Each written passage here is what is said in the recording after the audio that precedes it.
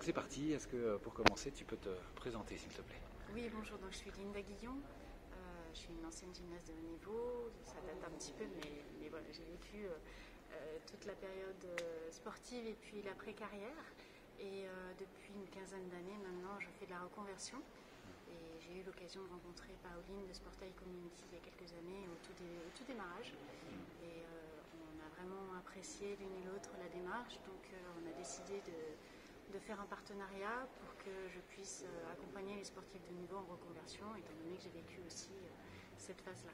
Oui, c'est cette double culture qui a fait qu'effectivement tu parles à la fois le sportif et la reconversion professionnelle. On va dire comme ça pour résumer que tu as été bilingue et c'est comme ça que tu peux apporter pas mal à des sportifs de haut niveau qui s'interrogent beaucoup. Oui, je crois que dans l'accompagnement, ce qui compte, c'est d'avoir vécu les choses. Et là, pour le coup, je l'ai vécu moi-même. Et ça me permet, du coup, de mieux ressentir ce qu'eux-mêmes vivent au quotidien et de voir comment mieux les accompagner, effectivement. D'accord, ça m'amène à une première question. Comment on accède à toi, du coup? Par le portail de Sportail Community sur la plateforme.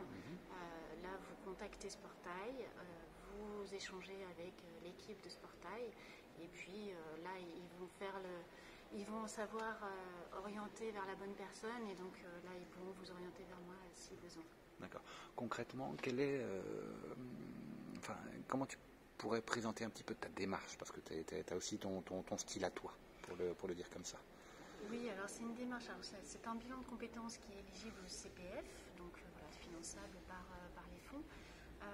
Mais c'est une démarche de bilan de compétences qui est un peu originale dans le sens où déjà je ne vais pas utiliser de test de personnalité. Je vais passer par du questionnement de la maïeutique pour faire émerger ce que le sportif a en lui et ce qu'il a développé, et puis les conditions dont il a besoin pour pouvoir se déployer dans un autre champ que sa carrière sportive. Et du coup montrer ce qui est transférable, ce qu'il veut garder, ce qu'il ne veut pas garder, de manière à définir un projet professionnel plus clair. Bien souvent, est-ce que le début, c'est pas de les rassurer sur leur capacité à être transposable dans une entreprise, le plus difficile du boulot? Souvent, déjà, c'est ouvrir le champ, parce qu'ils ne se voient pas dans une entreprise, parce qu'ils ne connaissent pas. Donc c'est déjà leur démontrer qu'effectivement, ce qu'ils ont développé, ils peuvent le faire dans une entreprise. Et puis dans un autre métier que le sport, que l'organisation d'événements ou des choses comme ça. Et puis après, les rassurer effectivement sur toutes les compétences qu'ils ont développées, ça c'est sûr. Parce qu'il y en a. Il y en a beaucoup. Il y en a beaucoup et en plus, c'est tout à fait en phase avec l'entreprise. Si on regarde la recherche de performance, les sportifs de haut niveau savent très bien développer la performance.